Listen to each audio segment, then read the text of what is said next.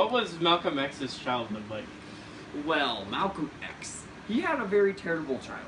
It was awful, very awful. It started with his father, who was he was a minister at the time, and he was actually a member of Marcus Garvey's Back to Africa movement, and he was a part of his organization. But well, it didn't go very well. His house was firebombed, and they decided to move to Michigan.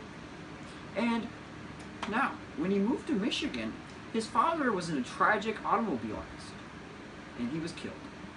But Malcolm X suffered from his father a lot. He was very abusive to him and his mother, and Malcolm X didn't care for him. And when his father died, he lived with his mother, and only his mother, until his mother, well, she went psychotic, and she was institutionalized. So after that, he went and got bounced around in foster homes a lot of the time. That was about it. And then, finally, he got his high school diploma. And he asked, and during school, his teacher asked him what he wanted to be.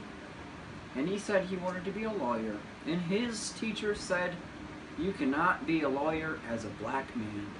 He started out as a devout rejecter of Christianity. He was known as Satan as the people in there called him, because he rejected the Lord in every way. Until he went with his stepbrother, no, it was his brother, and he actually found books on the Muslim culture, and he really liked it. He took a liking to it, and he actually converted to Islam. So, after Malcolm X became a devout Islam follower, he really started debates with prisoners. He wanted them to know that black superiority and Islam were neck and neck with each other. And he adapted, and he expanded his intellectual thought process by reading lots of books and debates, and became a really, really good man. So, what did he exactly do after prison?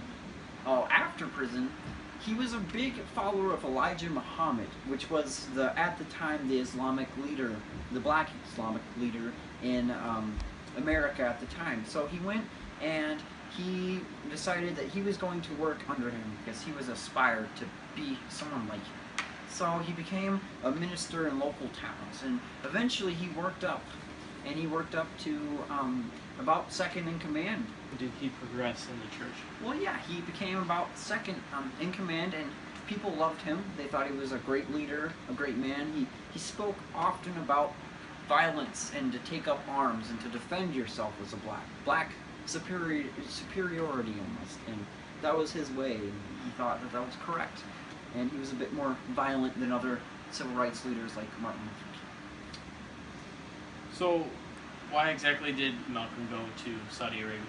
So, Elijah Muhammad, turned out he was actually an adulterer, had an affair, and Malcolm X was very upset about that. He was not happy. So, he wanted to reject Islam. So, he decided that he would start his own black Islamic group. And he wanted to really connect with himself. So he went back to what's called a Raj, a path or a travel to the old Saudi Arabia to try to find him as an Islamic person. And he came back with some good views. He thought that black people were integrated very well over there. So he figured that America could be that way. People of all colors could be together. So he really changed his view against violence to everybody trying to be together instead of black and whites separated. And he wanted that. So, why was Malcolm killed?